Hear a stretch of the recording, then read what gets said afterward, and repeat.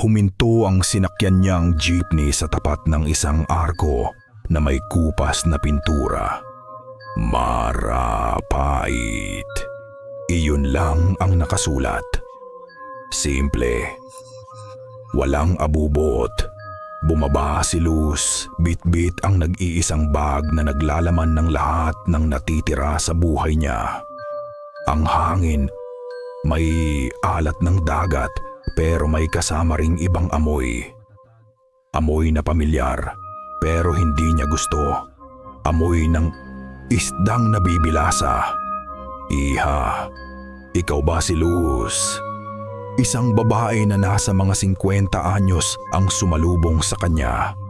May malapad itong ngiti at ang mga mata nito'y halos maging 2 guhit na lang. Ako si Rosario de la Cruz. Aling Rosario na lang. Halika, pumasok ka, kanina pa kita hinihintay. Sobrang bait.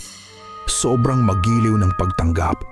Hindi sanay si Luz sa ganito. Sa pinanggalingan niya, ang bawat ngiti ay may katumbas na hinala. Pero dito, parang totoo. Maraming salamat po, Aling Rosario. Maganda po pala dito. Tahimik. Naku, oo. Payapa dito sa amin. Walang gulo. Sabi ng matanda habang iginagaya siya sa isang maliit na kwartong nakahiwalay sa malaking bahay. Ito ang magiging kwarto mo. Pasensya ka na kung simple lang ha. Okay na po ito. Sobra-sobra na po ito. Sa pagpasok ni Luz, isang lalaki ang lumabas mula sa malaking bahay. Matangkad, payat at may mga matang tila ba hindi natutulog. Tumama ang tingin nito sa kanya. Walang ngiti, walang emosyon. Malamig lang, parang tinitimbang ang buong pagkatao niya. Ah, si Mateo, ang anak ko, sabi ni Aling Rosario, na tila hindi napansin ang tensyon. Mateo, mag-hello ka naman kay Luz. Tumangulang si Mateo, isang beses, bahagya. Bago tumalikod at pumasok muli sa loob, naiwan ang isang uri ng kaba sa dibdib ni Luz. Isinara niya ang pinto ng kanyang bagong silid. Maliit lang ito.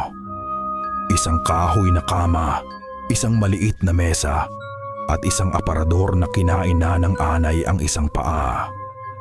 Mula sa bintana, kitang-kita niya ang isang malaking bodega na may pangalan ng Delatang Sardinas. Ang pabrika ng mga De La Cruz, ang magiging trabaho niya. Okay na to, Luz, sabi niya sa sarili. Ito na yon, bagong simula. Bago ilapag ang bag sa kama, hinubad niya ang kanyang tsinelas sa may pinto. Isang maliit na bagay, isang ugaling nakasanayan.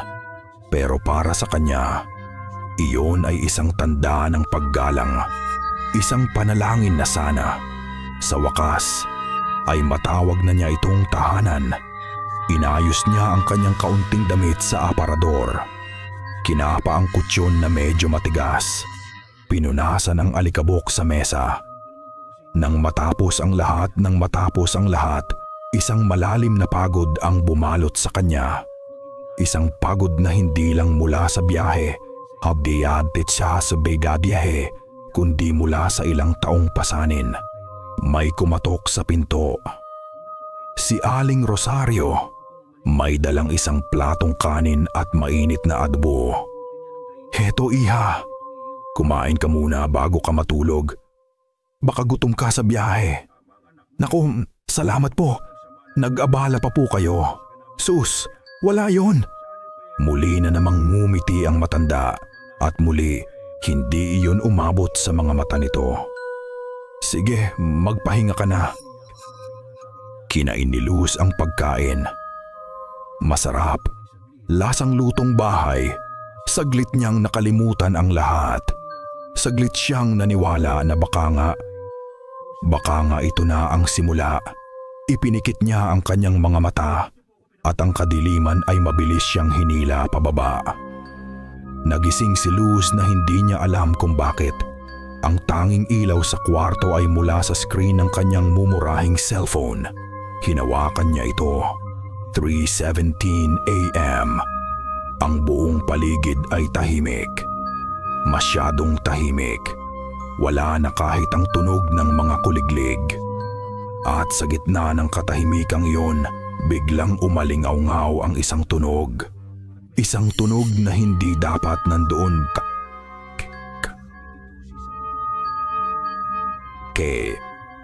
Nanggagaling sa direksyon ng pabrika. Isang nakakakilabot na tunog ng metal na kumakaskas sa kapwa metal. Tila ba may dalawang dambuhalang bakal na pilit pinagkikiskis paulit-ulit sa iisang mabilis at marahas na ritmo. Napakapit si Luz sa kumot. Ang tunog ay tumagos sa manipis na dingding, umakyat sa kanyang mga buto at nagpatindig sa lahat ng balahibo niya sa batok. Ilang segundo lang itong tumagal. Siguro 10, 15. Pagkatapos, biglang tumigil. Ang nanumbalik na katahimikan ay mas na nakakabingi kaysa sa ingay na nawala. Tila ba hinihintay ng buong barangay ang susunod na mangyayari. Pinakiramdaman ni Luz ang paligid. Ang tenga niya ay nagsusumikap kumuha ng kahit anong tunog. At doon niya narinig. Isang bagay na mas malapit. Isang bagay na mas personal. Isang mahinang kaluskos. Tila kuko na dahan-dahang gumagapang sa lumang kahoy. Sa labas mismo ng pinto niya, hindi gumalaw si Luz. Ang tibok ng puso niya ay umakyat mula sa dibdib papunta sa kanyang lalamunan, sa kanyang mga tainga. Bawat pulso ay isang malakas na dagundong. Pinigilan niya ang kanyang paghinga, nakikinig sa katahimikan na naiwan ng kaluskos. Wala nang sumunod. Dahan-dahan siyang bumangon mula sa kama. Bawat galaw ay maingat. Tila ba ang sahig na inaapakan niya ay gawa sa babasaging salamin. Nilapitan niya ang pinto. Ang tenga niya'y halos nakadikit na sa kahoy. Sinubukan niyang aninagin kung may anino sa siwang sa ilalim ng pinto. Wala. Nag-ipon siya ng lakas ng loob. Isang malalim na hininga at sa isang mabilis na kilos, pinihit niya ang seradura at bahagyang binuksan ang pinto. Wala ring tao. Ang naroon lang ay ang malamig na hangin ng madaling araw at ang nag-iisang ilaw sa poste na nagbibigay liwanag sa bakuran. Isinara niya muli ang pinto, siniguradong nakalak itong mabuti. Pusa lang yon o baka sanga ng puno. Paulit-ulit niyang sinabi iyon sa kanyang isip. Isang litanya para kumalma. Pero alam niyang nagsisinungaling siya sa sarili niya. Walang puno malapit sa pinto niya. Kinabukasan, sinubukan ni Luz na isang tabi ang nangyari. Kailangan niya ng normalidad. Kailangan niyang maniwala na ang lugar na ito ay ligtas. Naglakad siya papunta sa pinakamalapit na tindahan para bumili ng kape at kaunting tinapay. Habang naglalakad, naramdaman niya ito. Isang pakiramdam na pamilyar sa kanya.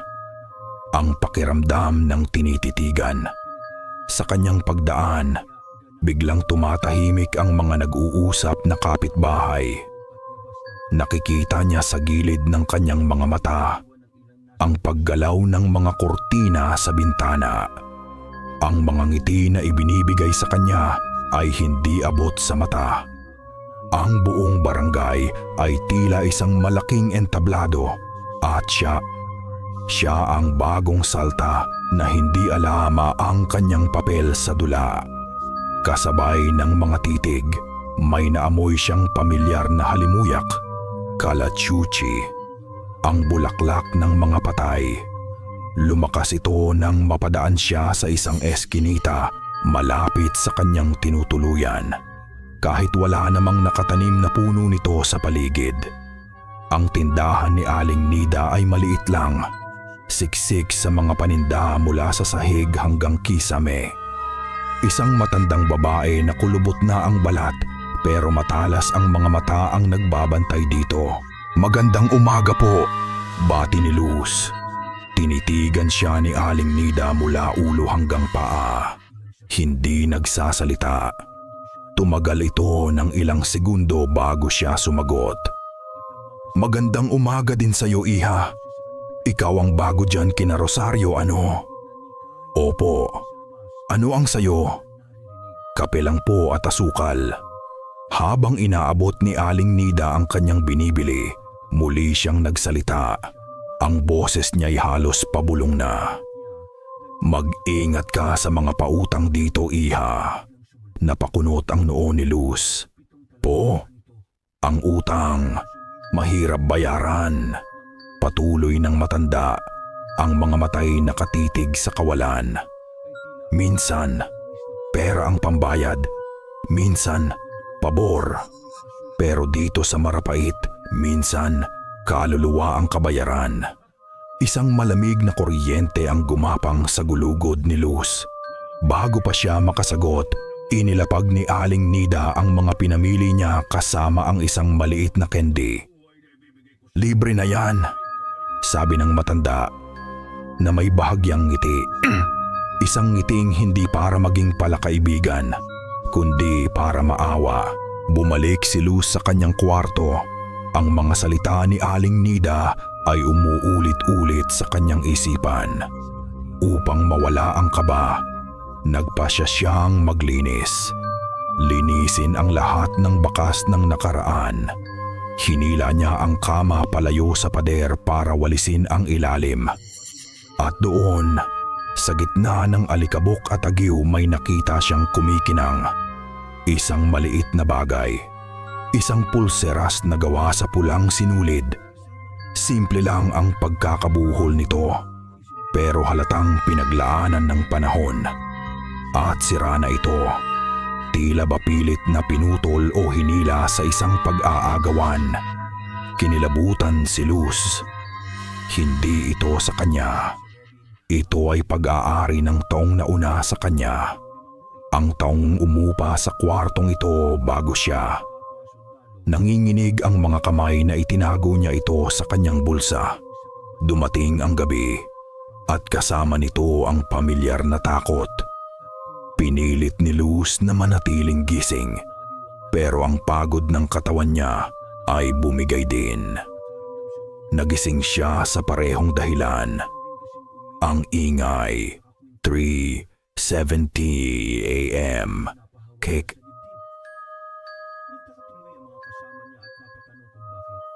Pero ngayon, mas mahaba, mas mapilit.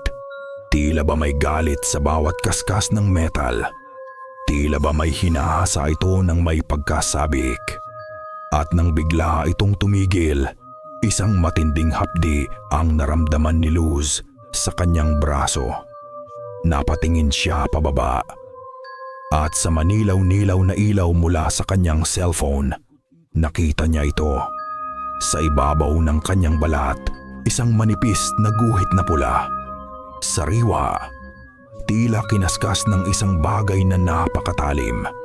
Hindi ito guni-guni. Hindi ito panaginip. Ang hapdi sa braso ni Luz ay totoo. Ang manipis na guhit na pula ay naroon. Isang pirma na iniwan ng kung anumang ingay ang gumising sa kanya. Napabangon siya at dali-daling binuksan ang ilaw. Nasa braso niya, sa balat niya. Totoo, isang takot na mas malalim kaysa sa naramdaman niya kagabi ang nagsimulang kumalat sa kanyang sistema. Ang kaluskos sa pinto ay pwedeng ipagkibit balikat. Pero ito ay isang pag-atake, isang pagmamarka. Sa gitna ng kanyang pagpapanik, may narinig siyang isang tunog mula sa malaking bahay ng mga De La Cruz. Isang mababa at monotonong dasal. Isang grupo ng mga boses, sabay-sabay, nagdarasal ng rosaryo. Saglit siyang kumalma. Novena. Nagdarasal lang sila. Marahil ay para sa kamag-anak nilang namatay, gaya ng nabanggit ni Aling Rosario. Isa itong pamilyar na tunog sa Pilipinas, isang ritual ng pagluluksa at pananampalataya. Lumabas siya ng kanyang kwarto, dahan-dahan, tila ba hinihila ng tunog. Sumilip siya mula sa siwang ng pinto ng kusina na nakabukas. Sa sala, nakita niya ang buong pamilya De La Cruz, si Aling Rosario, ang asawa nito, at si Mateo. Nakaluhod sa harap ng isang maliit na altar. Nahuli ni Mateo ang tingin niya. Tumayo ito at lumapit sa kanya. Isinasara ang pinto para hindi na niya makita ang nasa loob. "Gising ka pa pala," sabi ni Mateo. Ang boses ay kasing lamig ng dati. "Narinig ko yung dasal," sagot ni Luz nanginginig ng bahagya. "Para saan? Para kanino yan?" "Panalangin para sa ika-40 araw ng yumao naming kamag-anak," sagot ni Mateo. Walang kabuhay-buhay. "Matulog ka na. Huwag mo na lang pansinin."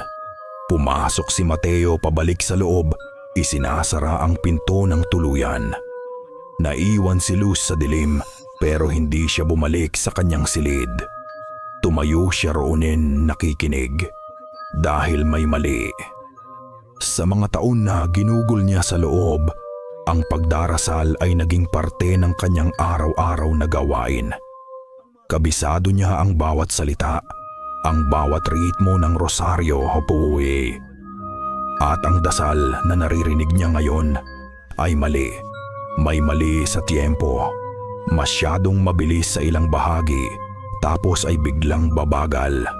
May mga salitang inuulit ng sobra, at may mga salitang parang baliktad ang bigkas na nag-iiwan ng di kaaya-ayang pakiramdam sa hangin. Kinapa ng kanyang kamay ang isang lumang rosaryo sa kanyang bulsa, isang bagay na itinago niya mula pa noon. Hinigpitan niya ang hawak dito. Tila ba ito ang tanging magliligtas sa kanya? Pinakinggan niyang mabuti ang Aba Ginoong Maria. "Aba Ginoong Maria, napupuno ka ng grasya. Ang Panginoong Diyos ay sumasa iyo. Normal pa sa simula. Bukod kang pinagpala sa babaeng lahat, at pinagpala naman ang iyong anak na si Jesus. Pero pagdating sa huling bahagi, ang bahagi ng pagsusumamo, doon nagbago ang lahat. Ang boses ni Aling Rosario ang nangunguna, malakas at malinaw. Santa Maria, Ina ng Diyos, ipanalangin mo kaming makasalanan." Biglang humina ang kanilang mga boses, tila ba isang kolektibong pagbuntong hininga. At sa gitna ng saglit na katahimikang iyon, isang boses ang narinig ni Luz. Isang pabulong, malapit. Tila ba nasa tabi mismo ng kanyang tenga. "Luz." Kasabay ng pagbanggit sa pangalan niya, nanlamig ang buong katawan ni Luz.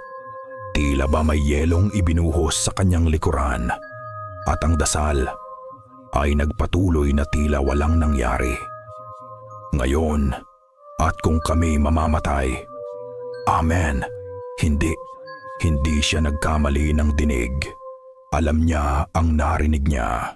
Ang panalangin ay hindi para sa patay. Ang panalangin ay para sa kanya. Hindi na siya nag-isip. Hindi na niya tinanong ang sarili kung totoo ba ang naririnig niya. Ang instinct niya, ang bawat hibla ng kanyang pagkatao, ay sumisigaw ng isang salita. Takas. Dali-dali siyang bumalik sa kwarto. Ang mga kamay ay nanginginig habang hinahablot ang kanyang mga damit mula sa aparador at isinisiksik pabalik sa kanyang bag. Hindi na niya inayos. Basta mailagay lang lahat sa loob. Bawat segundo ay mahalaga. Bawat anino sa kanyang bintana ay tila isang nagbabantang halimaw. Nang maisara niya ang bag, Huminga siya ng malalim at dahan-dahang binuksan ang pinto. Sumilip muna siya sa kaliwa at kanan. Wala. Tahimik. Halos takbuhin niya ang daan palabas ng compound ng mga De La Cruz. Walang lumingon. Walang pumigil sa kanya. Pero ang pakiramdam na pinagmamasdan siya ay mas matindi kaysa dati. Tila ba ang mismong hangin ay may mga mata. Habang naglalakad siya sa madilim na daan patungo sa sakayan ng jeep, napansin niya ang kakaibang katahimikan. Pati ang mga kukuliglig. Biglang tumahimik sa kanyang pagdaan. Isang katahimikan na naghihintay. Isang katahimikan na alam ang kanyang binabalak. Sa wakas, natanaw na niya ang sakayan. May isang jeepney na nakapark doon, ang nag-iisang biyahe palabas ng Marapait sa umagang iyon. Ngunit habang papalapit siya, isang malamig na kamay ang pumiga sa puso niya. Walang driver, walang pasahero. "Manong, aalis na po ba?" Tanong niya sa isang lalaking nagkakape sa kalapit na karinderya. Tumingin ito sa kanya. Walang interes. "Naku, Ineng, nasira eh. Hindi aalis yan ngayon. Baka bukas pa." "Bukas pa? Pero wala na po bang ibang biyahe?" Nagkibit balikat lang ang lalaki at bumalik sa pag-inom ng kape. Isang pader na hindi nakikita. Isang kulungang walang rehas. Doon niya naintindihan. Hindi siya makakaalis. Ayaw nilang paalisin siya. Natalo. Nanlulumo. Nagsimula siyang maglakad pabalik. Saan siya pupunta? Wala siyang pagpipilian kundi bumalik sa kwartong iyon. Sa bitag na iyon. Habang nasa kalagitnaan siya ng daan, isang anino ang humarang sa kanya. Si Mateo. Sa isang iglap, hinawakan ni Mateo ang braso niya. Mahigpit, pero hindi masakit. May takot sa mga mata nito. "Anong ginagawa mo?" Mabilis na tanong ni Mateo. Ang boses ay pabulong at puno ng pagmamadali. "Aalis na ako. Hindi tama ang lugar na to." "Huli na," sabi ni Mateo. May dinukot siya mula sa kanyang bulsa, isang maliit at lukot na papel, at sa pilitang isiniksik sa palad ni Luz. "Huwag kang maniniwala sa kabaitan nila, sa mga ngiti nila. Umalis ka na kung kaya mo pa." Binitawan siya ni Mateo at mabilis na naglakad palayo. Nawawala sa dilim bago pa man makasagot si Luz. Nanginginig na binuksan ni Luz ang kanyang palad. Sa ilalim ng nag-iisang ilaw ng poste, tiningnan niya ang papel. Wala itong salita. Isang numero lang ang nakasulat. Gawa sa pulang tinta. 40. Bumalik si Luz sa kanyang kwarto. Ang isipan ay gulong-gulo. Ang babala ni Mateo ay isang kumpirmasyon ng kanyang takot. Pero kasabay nito, nagdulot ito ng mas maraming tanong. Bakit siya tinutulungan? At ano ang ibig sabihin ng numerong ito? Isinara niya ang pinto at isinandal ang kanyang likod dito. Napabuntong hininga siya, isang tunog ng pagod at pagsuko. Napatingin siya sa kanyang refleksyon sa luma at basag na salamin na nakasabit sa dingding. Nakita niya ang isang babaeng pagod, takot at walang pag-asa. Pero sa isang kisap mata, sa isang saglit na pagkurap niya, tila ba ang refleksyon niya ay ngumiti. Isang ngiting hindi sa kanya. Isang ngiting mas malapad, mas mapunit kaysa sa dapat. Hindi na tiningnan ni Luz ang salamin. Mula nang mangyari iyon, ang sulok ng kwarto kung saan nakasabit ang basag na salamin ay naging isang itim na butas sa kanyang paningin.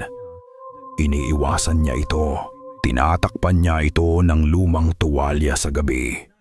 Dahil ang takot na baka makita niya muli ang ngiting iyon ay mas matindi pa kaysa sa tunog mula sa pabrika. Pagod na siya. Pagod sa takot. Pagod sa pagiging alisto. Pero alam niyang hindi siya pwedeng sumuko. Ang babala ni Mateo, ang numerong 4 tand. Ang pangalan niya sa gitna ng dasal. Lahat ay piraso ng isang palaisipan na kailangan niyang buuin para mabuhay. At may isang piraso pa siyang kailangang kunin. Muli siyang naglakad papunta sa tindahan ni Aling Nida. Siya lang ang naiisip niyang pwedeng pagtanungan. Siya lang ang tanging tao sa marapait na ang mga mata ay may bahid ng awa. Mas masahol ang pakiramdam ng paglalakad ngayon. Ang mga ngiti ng mga kapitbahay ay tila ba mga ngiwi ng hayop na nag-aabang. Ang kanilang mga magandang umaga ay parang mga hagik-gik na hindi niya maintindihan. Naabutan niya si Aling Nida na nag-aayos ng mga delata sa estante. Ang mga kamay ay gumagalaw ng may kabagalan at katiyakan ng edad. "Oh, iha, ikaw pala," sabi ng matanda, hindi man lang lumingon. "Aling Nida, may itatanong lang po sana ako." "Ano yun?" Nag-alangan si Luz. Paano niya sisimulan? Sino po yung dating nakatira sa kwarto ko?" Biglang natigilan ang mga kamay ni Aling Nida. Dahan-dahan itong humarap sa kanya. Ang muka ay seryoso. "Bakit mo na itanong? May nakita po kasi akong naiwan na gamit. Isang pulang pulseras." Isang malalim na buntong hininga ang pinakawalan ng matanda. Tumingin ito sa labas. Sa maalikabok na daan. "Alam mo ba ang kwento ng marapait, iha?" Hindi ito ang sagot na inaasahan ni Luz. Umiling lang siya. Noong unang panahon, simula ni Aling Nida, ang boses ay tila galing sa ibang panahon. Ang lupang ito ay mailap. Walang nabubuhay, walang yumayaman, hanggang sa ang mga ninuno ng mga taga-rito ay gumawa ng isang kasunduan. Itinuon ni Aling Nida ang tingin kay Luz. At sa unang pagkakataon, nakita ni Luz ang tunay na takot sa mga mata nito. Isang kasunduan sa tagapagbantay ng lupa, kapalit ng kasaganahan, ng huli sa dagat, ng tagumpay ng pabrika, kailangan nilang magbayad. Isang handog.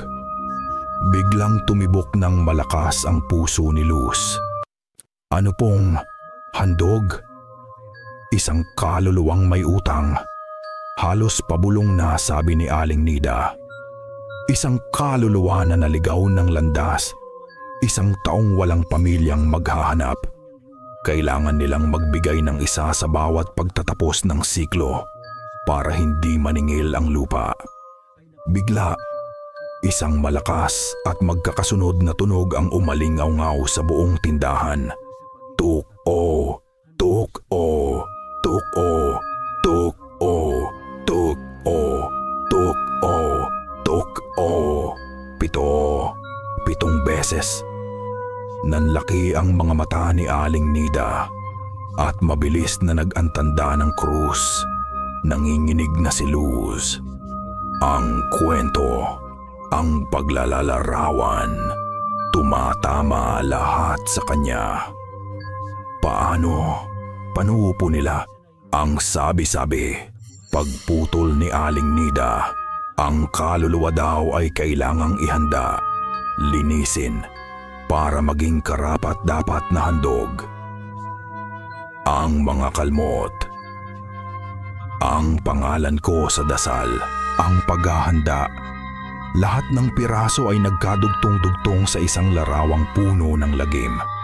Walang salitang lumabas sa bibig ni Luz. Inilapag niya ang bayad para sa isang bagay na hindi niya matandaan kung kinuha niya. Ngunit bago siya umalis, may isa pa siyang binili. Isang maliit na bote ng holy water na nakasabit malapit sa kaha. Isang desperadong pagkapit sa pananampalataya. Pagsapit ng gabi, hindi natulog si Luz. Umupo lang siya sa isang sulok ng kwarto, yakap-yakap ang kanyang mga tuhod. Hawak niya ang bote ng holy water na parang ito ang pinakamahalagang bagay sa mundo. Binuksan niya ito at iwinisik ang laman sa paligid ng pinto, sa bintana, sa bawat sulok ng silid. At naghintay siya. 3:16 a.m. Natahimik ang lahat. 3:17 a.m.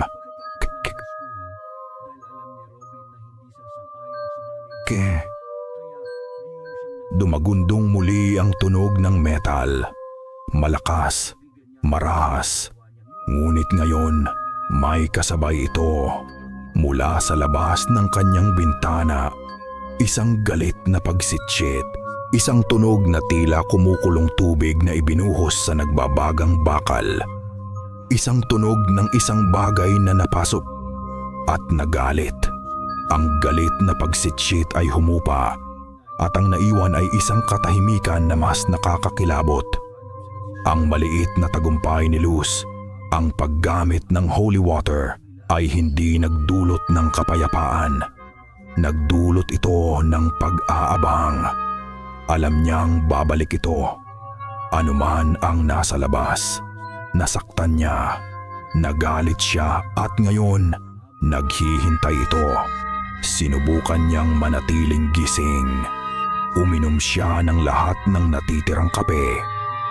Naglakad-lakad siya sa loob ng maliit na silid, pabalik-balik na parang isang hayop sa loob ng hawla.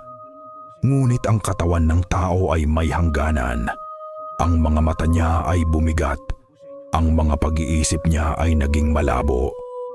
Bago niya namalayan, ang kanyang paglalakad ay naging pag-upo sa gilid ng kama. At ang pag-upo ay naging paghiga. Sandali lang, bulong niya sa sarili. Iidlip lang ako. At ang kadiliman ay sinakmal siya ng buo. Ahampa. Nagising siya hindi dahil sa isang tunog, kundi sa isang pakiramdam. Isang bigat. Isang matinding bigat sa kanyang dibdib na pumipigil sa kanyang paghinga. Tila ba may isang malaking bato na ipinatong sa ibabaw niya. Sinubukan niyang gumalaw, pero ang kanyang mga braso at binti ay parang tinulo sa kama. Hindi niya maigalaw. Hindi niya maibuka ang kanyang bibig para sumigaw. Bangungot. Ito ang unang pumasok sa isip niya. Isang masamang panaginip. Isang sleep paralysis. Paulit-ulit niyang sinabi sa sarili na magigising din siya sa Ngunit nang imulat niya ang kanyang mga mata, ang katotohanan ay mas masahol pa sa anumang bangungot. May nakaupo sa kanya, isang anyo, isang anino na may hugis ng tao. Mas maitim pa kaysa sa dilim ng kwarto. Walang muka, walang mata. Isang butas lamang sa realidad na humuhugis na parang tao. At nakaupo ito sa kanyang dibdib. Ang bigat nito ay dumudurog sa kanya. Hindi ito gumagalaw. Hindi ito nagsasalita. Nakatitig lang. Nararamdaman niya ang titig nito kahit wala itong mga mata. Isang malamig, mapanuri at gutom na titig. Isang titig na tila ba binabasa ang bawat takot sa kanyang kaluluwa. Kinakabisado ang bawat sulok ng kanyang pagkatao. Gusto niyang pumikit, ngunit hindi niya magawa. Napilitan siyang pagmasdan ang walang mukhang nilalang na ito. Sa gitna ng lagim, isang tunog ang kanyang narinig. Napakalapit. Sa tabi mismo ng kanyang tenga, isang paghinga. Isang paghingang mabagal, malalim, at may kasamang bahagyang pagsinghot, tila ba inaamoy siya. Inaamoy ang kanyang takot. Wala nang masasahol pa dito. Ito na ang sukdulan ng kawalan ng magawa. Isang langaw na nakatuhog sa isang karayom, naghihintay na lang sa kanyang katapusan. Sa gitna ng pagkasuklam at purong takot, isang pangalan ang namutawi sa kanyang isipan. Hindi sa kanyang bibig, dahil hindi niya ito maibuka.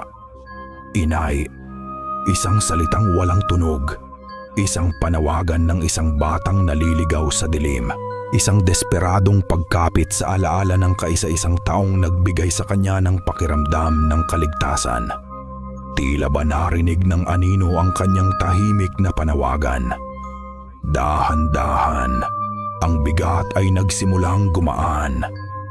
Ang anino ay dahan-dahang tumayo, hindi pa rin inaalis ang titig nito sa kanya.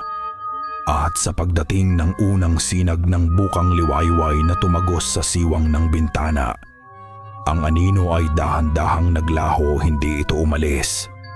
Unti-unti lang itong natunaw pabalik sa kadiliman na pinanggalingan nito. Nang makagalaw siyang muli, ang una niyang ginawa ay huminga ng malalim. Humahagulgol habang sinasagap ang hangin. Ang buong katawan niya ay basang-basa ng pawis. Nanginginig siyang umupo, isinasandal ang likod sa pader. Ligtas na siya sa ngayon. Tapos na. Ngunit nang mapatingin siya sa kanyang kamay, napasigaw siya. Isang sigaw na walang tunog, puno ng pagkabaliw. Ang pulang pulseras. Ang sirang pulseras na natagpuan niya sa ilalim ng kama ay nasa kanyang pulso na ngayon. Perpektong nakatali. Mahigpit. Tila ba kailanman ay hindi ito naputol. Ang pulseras ay parang kadena. Parang marka ng isang alipin. Sinubukan ni Luz na tanggalin ito. Hinila. Kinagat ang buhol. Ginamit ang kuko para kalasin. Pero tila ba ang sinulid ay naging bakal. Habang lalo niya itong hinihila, lalo itong humihigpit sa kanyang pulso. Nag-iiwan ng mapulang marka sa kanyang balat. Sumuko siya. Napaupo na lang siya sa sahig, umiiyak ng walang tunog. Tapos na ang laban. Tinanggap na niya. Ito na ang katapusan niya. Ano man ang plano ng marapait para sa kanya, magaganap ito. Wala na siyang lakas para lumaban. Sa gitna ng kanyang pagluluksa para sa sarili, bumukas ang pinto. Si Mateo. Nakatayo lang ito roon, nakatingin sa kanya. Isang babaeng basag na. Nakaupo sa sahig ng isang maduming kwarto, kinakausap ang sarili. Sa unang pagkakataon, ang mga mata ni Mateo ay nawalan ng lamig. Ang nakita ni Luz ay awa at pagsisisi. Isinara ni Mateo ang pinto sa likuran niya. Dahan-dahan siyang lumapit, na parang lumalapit sa isang sugatang hayop na maaaring bigla na lang manligaw. Totoo, bulong ni Luz, nakatingin sa kawalan. Lahat ng ito, totoo, tumango si Mateo. Umupo siya sa sahig, hindi masyadong malapit pero sapat na para maramdaman ni Luz na hindi siya nag-iisa. Sino kayo? Tanong ni Luz. Ang boses ay basag. Ano kayo? Isang mahabang katahimikan ang namagitan bago sumagot si Mateo. Hindi kami mga halimaw na gaya ng iniisip mo, sabi niya. Ang boses ay mababa, tabaam at puno ng pait. Hindi kami pumapatay dahil gusto namin. Tumingin si Luz sa kanya. Pero pumapatay kayo. Nakagapos kami, Luz, sabi ni Mateo. Ang buong barangay, ang pamilya ko. Nakatali kami sa isang kasunduan na ginawa ng aming mga ninuno. Kapalit ng kasaganahan, kailangan naming mag-alay. Bakit ako? Halos pabulong na tanong ni Luz. Bakit ako ang kailangan niyong ialay? Dahil perpekto ka, malungkot na sagot ni Mateo. Walang pamilya, walang maghahanap, at may dala kang bigat sa iyong kalooban. Isang utang, iyon ang hinahanap ng kasunduan. Utang, ang salitang binitiwan ni Aling Nida. Ang dahilan kung bakit siya napadpad dito. Ang kasalanang pilit niyang tinatakasan ay ang mismong nagdala sa kanya sa bitag na ito. Ang ingay tuwing 3 to 17. Ano yon? Pag-ahasa, sagot ni Mateo. Pag-ahasa ng mga itak na pangritual. Ang dasal na naririnig mo, hindi iyon para sa patay. Iyon ay para pahinain ang kaluluwa ng susunod na handog. Para tawagin ka.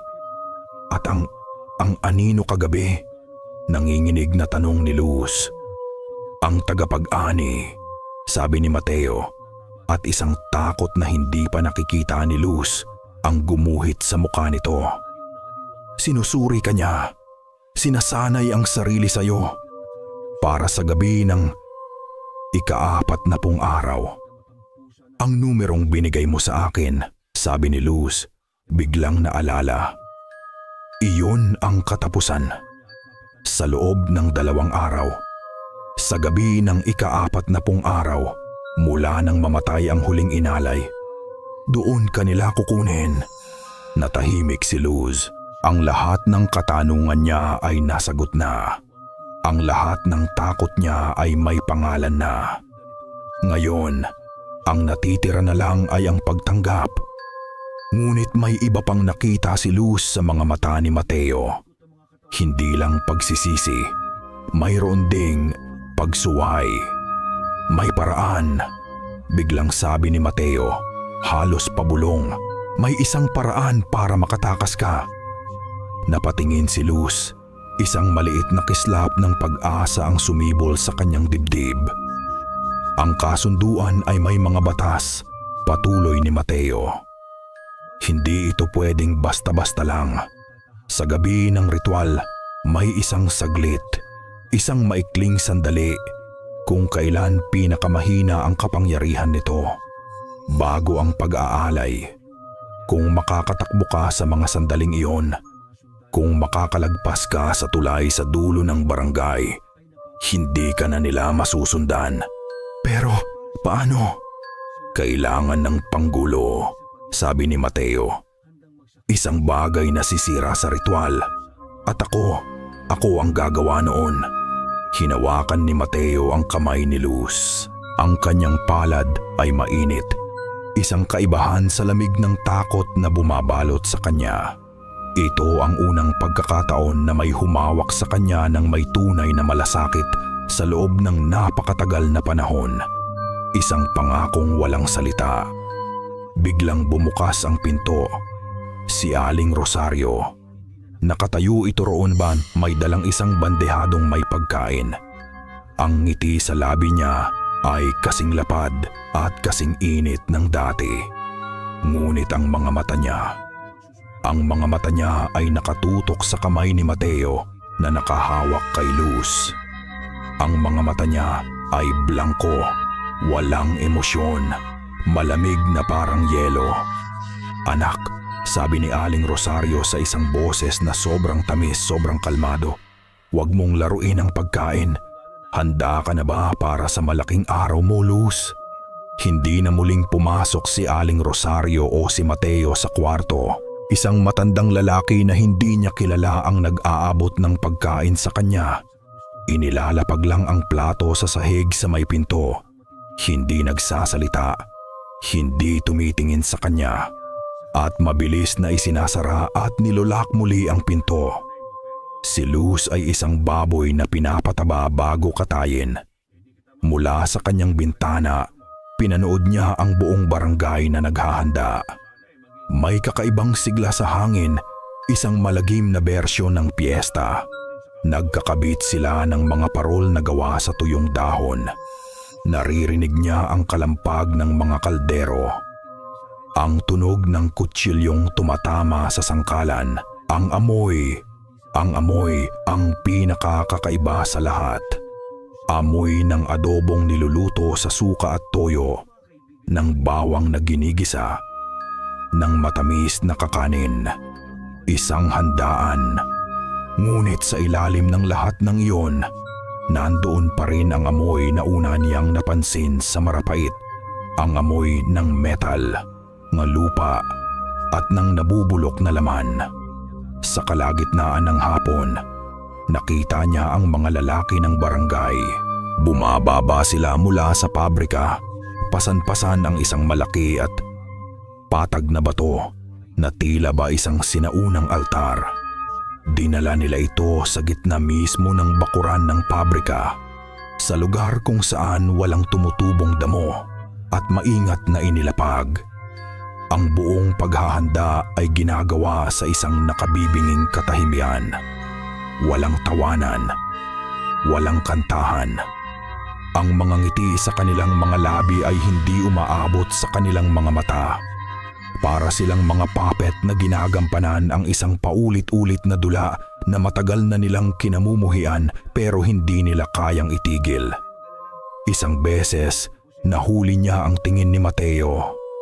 Nakatayo ito sa malayo, malapit sa isang puno ng balete. Pinagmamasdan ang lahat. Tumingin ito sa direksyon ng kanyang bintana. Sa isang iglap, ang mga mata nila ay nagtagpo. Isang bahagyang tango mula kay Mateo. Iyon lang, isang maliit na senyas, pero sapat na para sabihin sa kanya na ang plano ay tuloy pa rin. Isang maliit na baga ng pag-asa sa gitna ng naglalagablab na takot. Hinigpitan ni Luz ang hawak sa rosaryo sa kanyang bulsa. Tiningnan niya ang nag-iisang litrato na dala niya.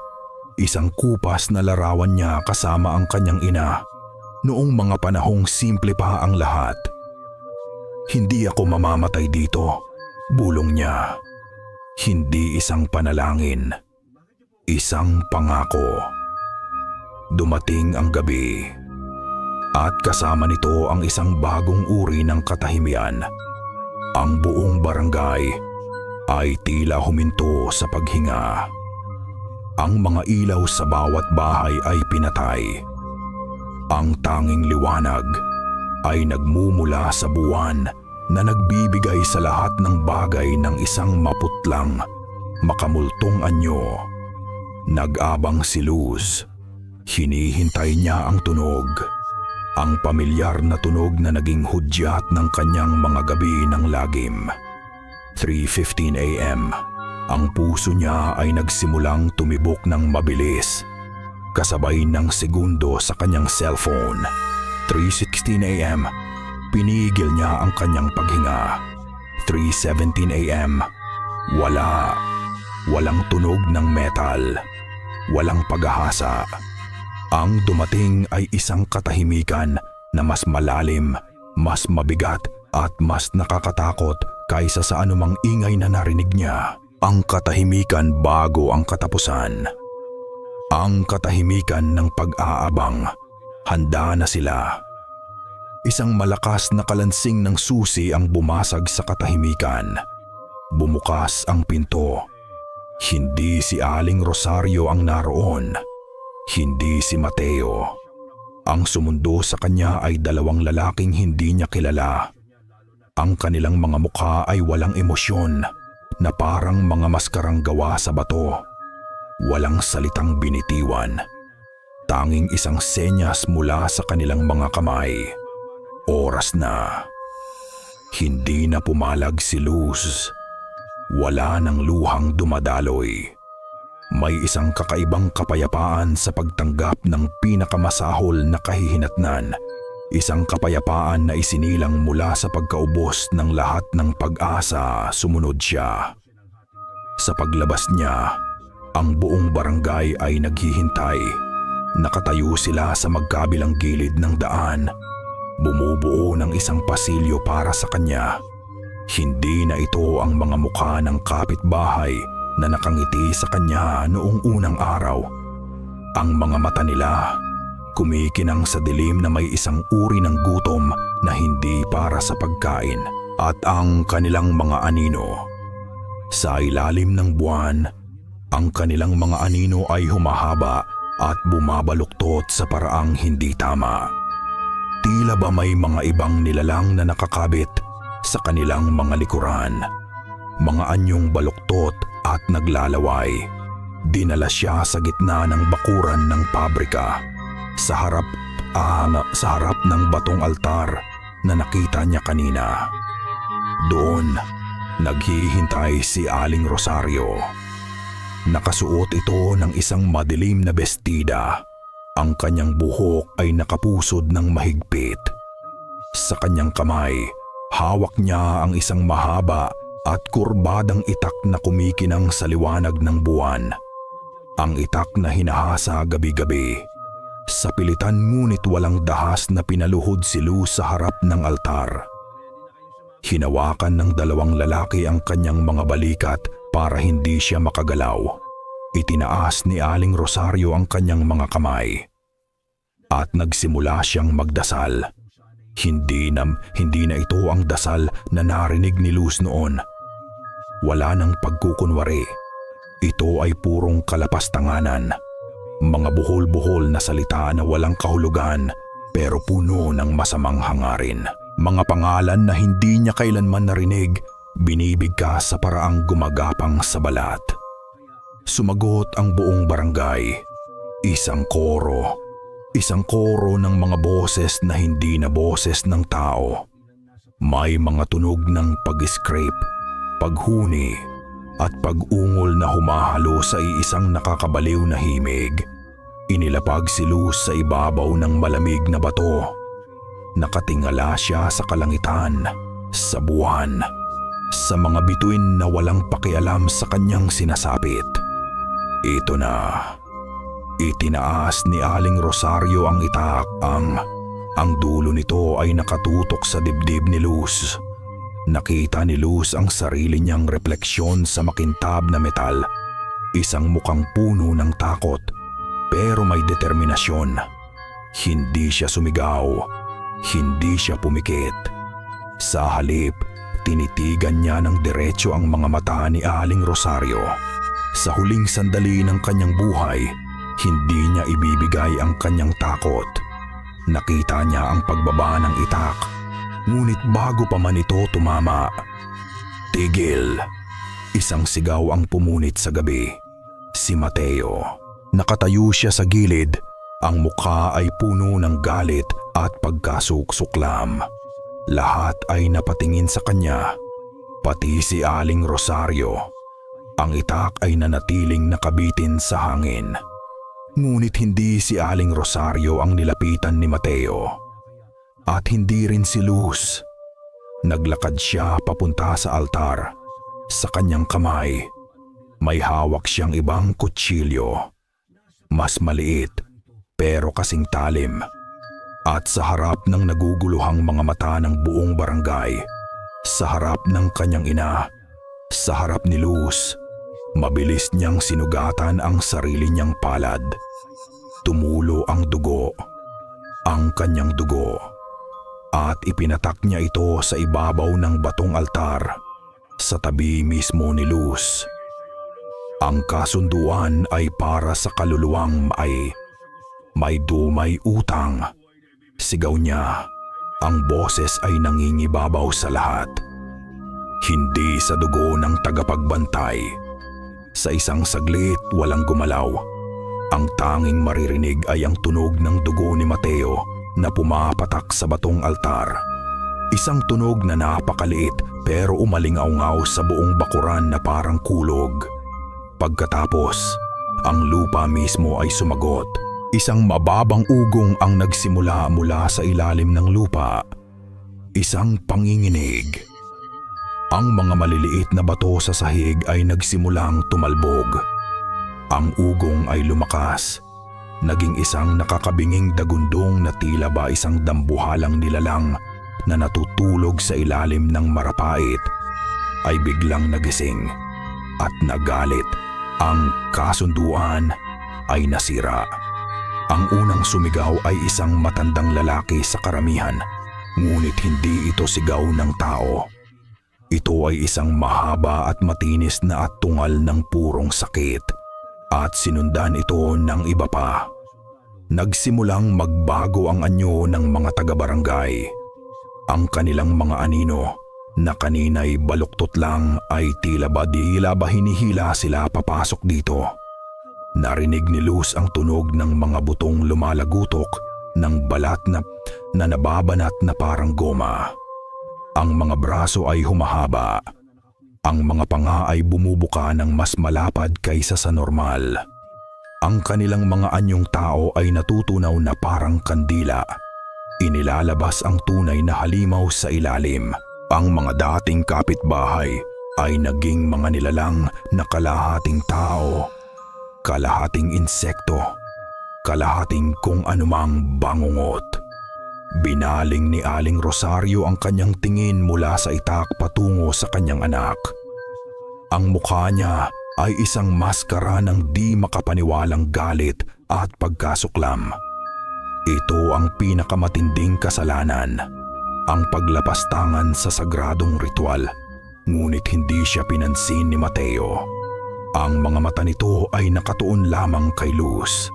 Sa gitna ng kaguluhan, ng mga sigaw at ng pagbabagong anyo, ang tanging nakita ni Luz ay ang mga mata ni Mateo. Isang tingin ng pamamaalam at ng utos. "Takbo, Luz! Ngayon na!" Sigaw niya. Ang boses ay halos malunod sa dagundong ng lupa. Ang mga salitang iyon ang gumising sa kaluluwa ni Luz. Ang pagtanggap sa kamatayan ay biglang napalitan ng isang umaapaw na adrenaline. Bumangon siya mula sa altar. Ang dalawang lalaking humahawak sa kanya ay wala na roon. Abala na sila sa sarili nilang masakit na pagbabago. Tumingin siya kay Mateo sa huling pagkakataon. Isang tingin na puno ng pasasalamat na hindi niya kayang sabihin. At tumakbo siya. Tumakbo siya palayo sa liwanag, palayo sa altar, patungo sa kadiliman sa likod ng pabrika. Rinig niya ang mga sigaw sa kanyang likuran. Mga sigaw na hindi na para sa ritual, kundi sigaw ng galit na nakatuon sa kanya.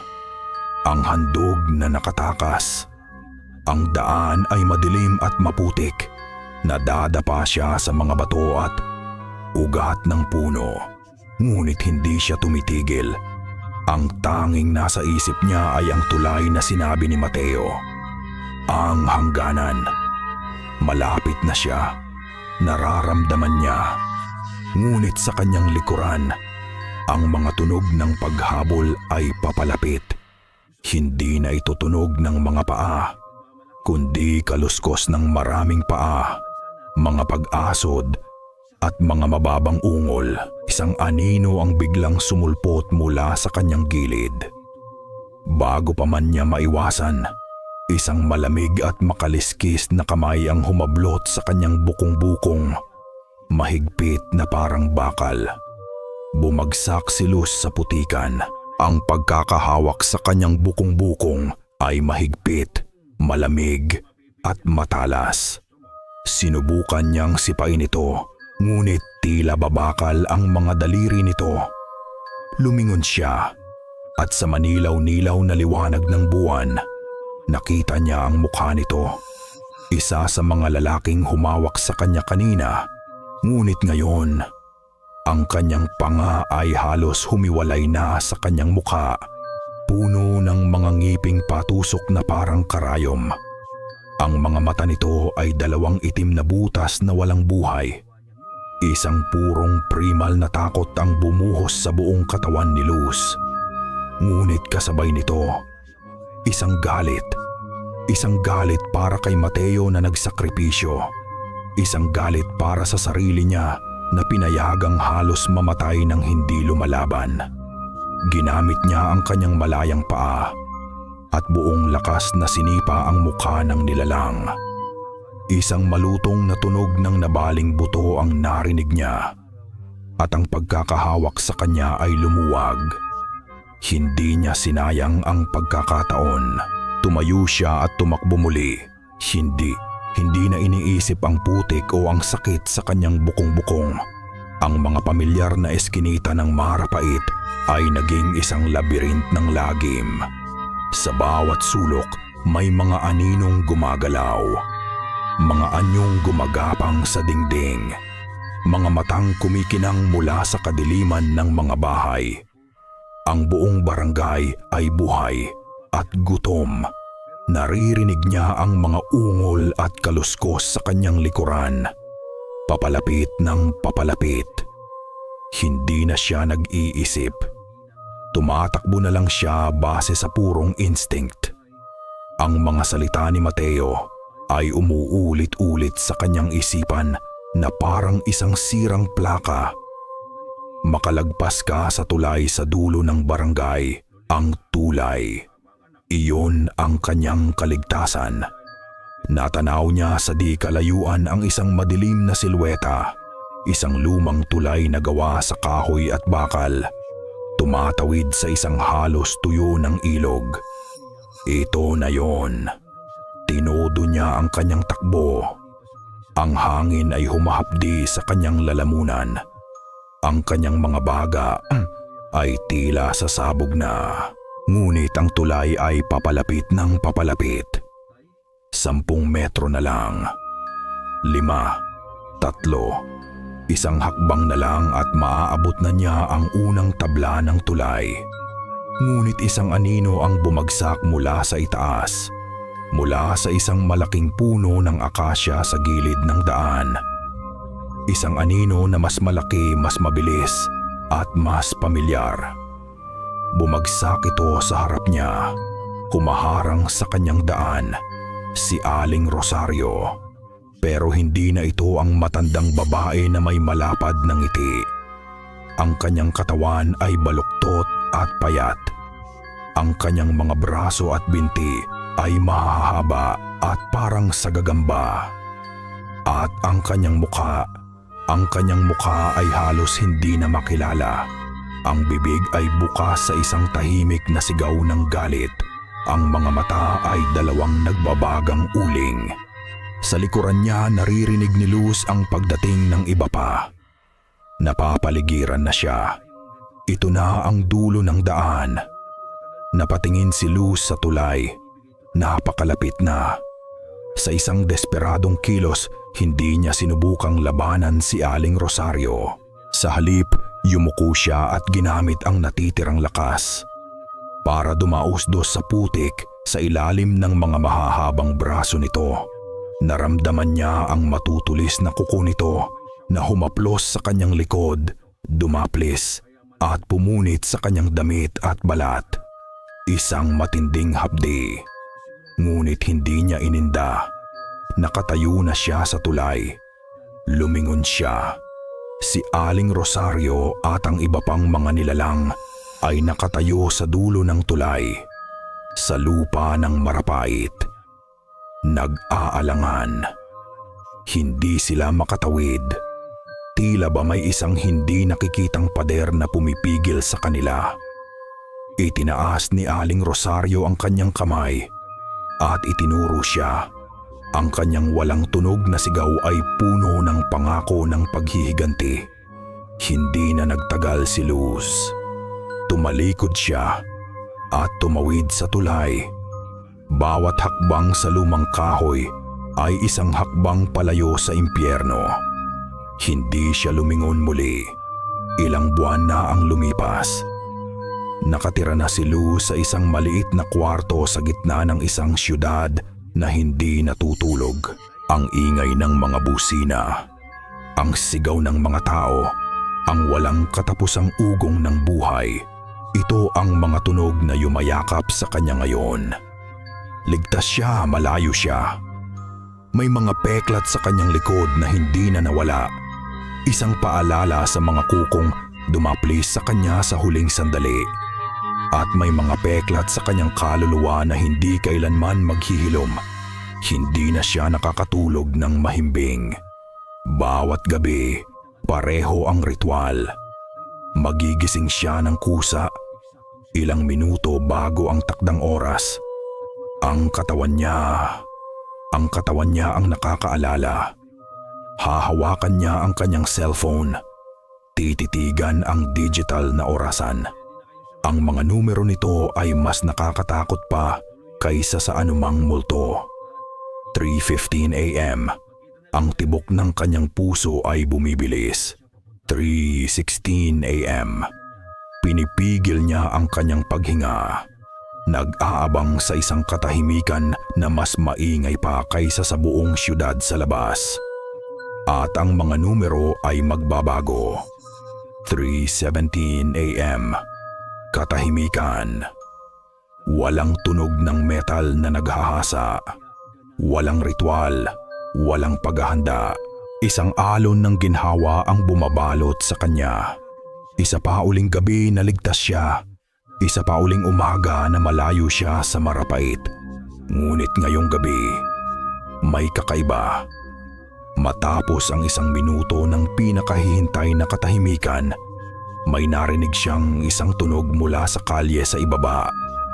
Isang tunog na hindi dapat naroroon. Isang boses ng isang naglalako. Isang matandang boses, bahagyang paos, na parang nanggagaling pa sa lumang panahon. "Bili na kayo, mainit." Nanigas si Luz sa kanyang kinahihigaan. Ang init ng ginhawa ay biglang napalitan ng nagyayelong takot. Hindi dahil sa sinasabi nito, kundi dahil sa boses. Isang boses na kilalang kilala niya. Isang boses na hinding-hindi niya malilimutan. Ang boses ni Aling Nida. Napatakip ng kumot si Luz sa kanyang ulo, bumabaluktot na parang isang bata. Isang inutil na pananggalang sa isang takot na hindi na kayang intindihin ng isip. Pero ang pagtawag ay nagpatuloy. Mas malinaw, tila ba humihinto ito sa tapat mismo ng kanyang bintana. "Bili na kayo. Sariwa." Hindi maaari. Nasa syudad siya. Malayo siya. Guni-guni niya lang ito. Ang pagod, ang trauma. Ngunit ang boses ay malinaw na malinaw. Isang pangako, isang paalala na kahit nakatakas ang katawan niya, ang kaluluwa niya ay may utang pa rin. At ang utang